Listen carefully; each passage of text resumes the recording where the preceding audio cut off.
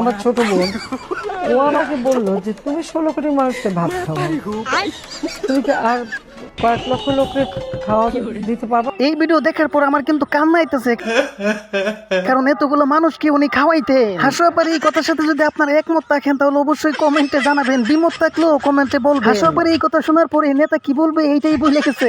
এই অমানবিকতা, অমানবিকতা।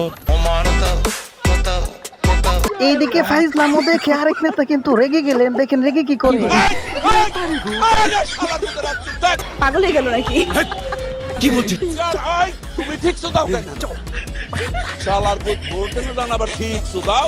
এই যে একটা কথার মতো কথা। তো প্রিয় বন্ধুরা, কথার মতো আরো দুইটা কথা বলে ফেলি। রাজনীতির মঞ্চে কে যে কখন কার পক্ষে আর বিপক্ষে বোঝা বড়ই মুশকিল। আজকের এই ভিডিওতে দেখবেন মজার কিছু অদ্ভুত মুহূর্ত যা আপনাকে হাসতে বাধ্য করবে। তবে বন্ধুরা, আজকের ভিডিওটি এমন ভাবে সাজানো হয়েছে, শেষ পর্যন্ত দেখলে আপনাদের মন জুড়িয়ে যাবে। তো ভিডিও শুরু করার আগে সবাইকে অনুরোধ করব, ভিডিওতে একটি লাইক দিয়ে শুরু করা যায়। সময় কম, শুরু করো। তো আজকে প্রথমেই শুরু করব হাসপার বিরুদ্ধে। রাজনীতি করতে গেলে হাসপা কি বলতো? পদ্মা সেতুতে নিয়ে যে ওখান থেকে পদ্মা নদীতে একটু সরে ফেলে দেওয়া উচিত। হাসপারি হুমকি শোনার পর ও সহায় নেতা দেখেন আল্লাহর কাছে কি বলে। সবাই হাত করেন। ওই শালার ভিতরে মনোনাদ কর। ওকে, আল্লাহ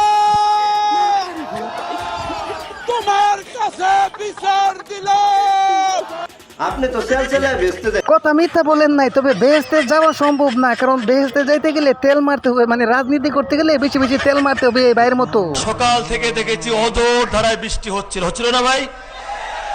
কিন্তু আল্লাহর কি নিয়ামত, যখন এই মাননীয় প্রধানমন্ত্রী তারেক রহমান এখানে পদার্পণ করলেন, আল্লাহর আমাদের বৃষ্টি থেমে গেল। ভালো করে দেখেন, বিশ্বাস করার মতো তেল মারতেছে। এটাই হচ্ছে জিয়াউর রহমানের সন্তান, খালেদা জিয়ার সন্তান, আল্লাহর নিয়ামত। ও বাবা, কি করে?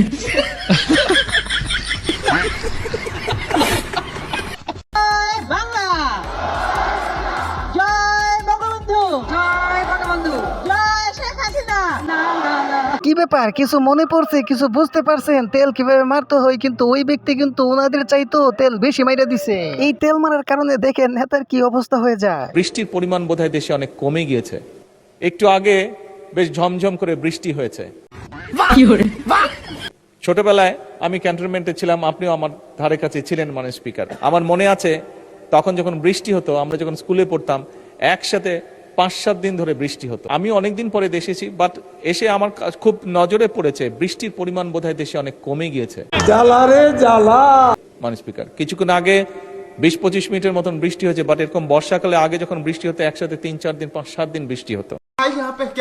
কিছুই বুঝতেছি না, নেতা কি তাহলে এখন বৃষ্টি মন্ত্রী হবে নাকি? একই সাথে বৃষ্টির পরিমাণ যদি বাড়ানো যায়, একই সাথে পলিউশন দূর করা যায়, সেই লক্ষ্যকে সামনে রেখে মাননীয় স্পিকার 5 বছরে 25 কোটি বৃক্ষরোপণ এবং সবুজ কর্মসংস্থান সৃষ্টির লক্ষ্যে বনায়ন সৃজনের জন্য ইতিমধ্যেই উদ্যোগ গ্রহণ করা হয়েছে। খুবই ভালো উদ্যোগ নিয়েছেন। তবে নেতা, আপনি কি বাংলাদেশে থাকেন নাকি লন্ডনে? আমি তো কিছুই বুঝতে পারতেছি না। কিছুদিন আগে যে এত বৃষ্টি হলো তখন আপনি কোথায় ছিলেন? আপনি না বললে কি হয়েছে মনে করছেন জানতে পারবো না? দেখেন সাকিব ভাই কি সুন্দর করে জানাই দিবে আমাদের। আমি আবারও আমাদের শ্রদ্ধেয় নেতা আমি আরে ভাই, সরি, দুঃখিত। সরি বললেই সব সমস্যার সমাধান হয়ে যাবে। সরি বলে তো সমস্যা সমাধান হওয়ার কথা, আর যদি না হয় তাহলে দেখেন আমার ডায়লগ। আমার কোনো মাস্তান দরকার নাই, লাঠির দরকার নেই, বন্দুকের দরকার নাই, কারণ আমি নিজেই জানি আমার চেয়ে বড় মাস্তান কেউ নাই। আমার বহুত বুকের ভিতরে বহুত সাহস আছে। যা করার দরকার তাই করবো, এবং প্রতিশোধ না শুধু প্রতিঘাত করবো। মজা নেই আ রাহা হ্যায়। হাত জোর করে অনুরোধ করছি। এবং আমার মতো যারা বাবা আছেন তাদেরকে অনুরোধ করছি, আপনারা আপনাদের সন্তানদের সাথে বসেন। দেশ কিন্তু অনেক কঠিন অবস্থা পার করছে।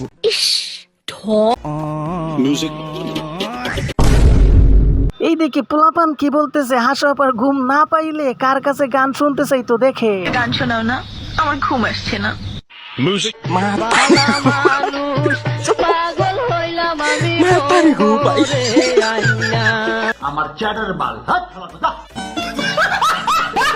তো প্রিয় বন্ধুরা, এই মুহূর্তে হক্কানি আলেমের মুখে কিছু কথা শুনে আসছি, চলো। মদের দাম বাড়ানো হয়, যেই বাজেটে সিগারেটের দাম বাড়ানো হয় সেই বাজেটও বিরোধী দলের পছন্দ নয়। রুকো যারা, সবার করো। মাননীয় প্রধানমন্ত্রী মদের দাম বৃদ্ধি করার জন্য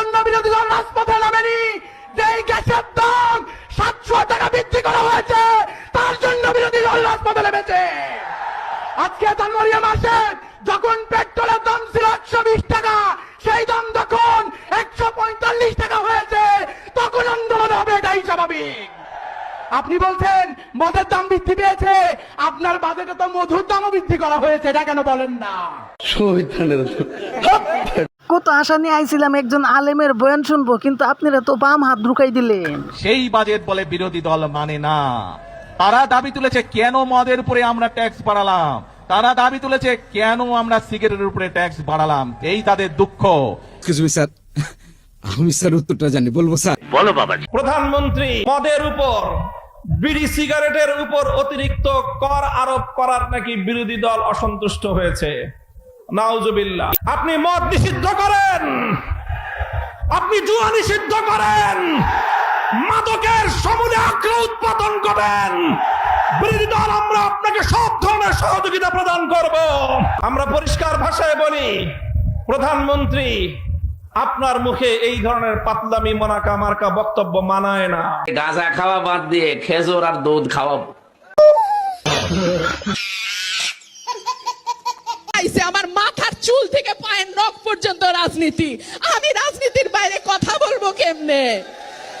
রাজনীতির বাইরে কথা বলতে পারি না বলে তো প্রেমও করতে পারি না। প্লিজ বন্ধুরা কমেন্টে জানাবেন আসলে এই আপু কেন বিয়ে করে না, সমস্যা কি? রাজনীতি তো আরো অনেকেই করতেছে, সবাই তো বিয়ে বাচ্চা কাচ্চা হইতেছে, কিন্তু ওনার সমস্যা কি কমেন্টে জানাবে। এই দিকে কাদের কাকুর এখনো আমরা যে ডায়লগ গুলা মিস করে থাকি। কেমন আছেন আপনারা? ভালো হয়ে যাও মাসুদ, ভালো হয়ে যাও, তোমাকে আমি অনেক সময় দিয়েছি। তুমি ভালো হয়ে যাও। শিয়াল মেইডাস স্ট্যান্ড টলার। আরে এরা কারা, কোত্থেকে এলো এরা? লাবো না, প্রয়োজনে ফখরুল সাহেবের বাসায় গিয়ে উঠবো। কি জায়গা দেবেন? না হলে ঠাকুর গায়ের বাড়ি আছে না। শেখ হাসিনা পালিয়ে গেছে, শেখ হাসিনা নাই, শেখ হাসিনা চলে গেছে, শেখ হাসিনা পালায় না। শেখ হাসিনা কারোর সাথে জেলাসি করে না। Sheikh Hasina father of the নেশনের মেয়ে, বঙ্গবন্ধু শেখ মুজিবের মেয়ে, অন্ত এই জায়গাটায় কেউ আসতে পারবে না। আর সেটাই আমার গর্ব। প্রধানমন্ত্রী এটা তো একটা সাময়িক ব্যাপার। এই স্বাভাবিক ব্যাপারের জন্য যা কিছু করছেন, অস্বাভাবিক হলে জানে কি করতেন একমাত্র আল্লাহই জানে। সরি এখন মুখটা বন্ধ কেন? এই যে মহিলা, আপনার মুখটা এখন বন্ধ কেন? বলেন তো কি বলছিলেন এতক্ষণ ধরে? মুখটা বন্ধ কেন এখন? আমি বলুম না, আমার শরম করে।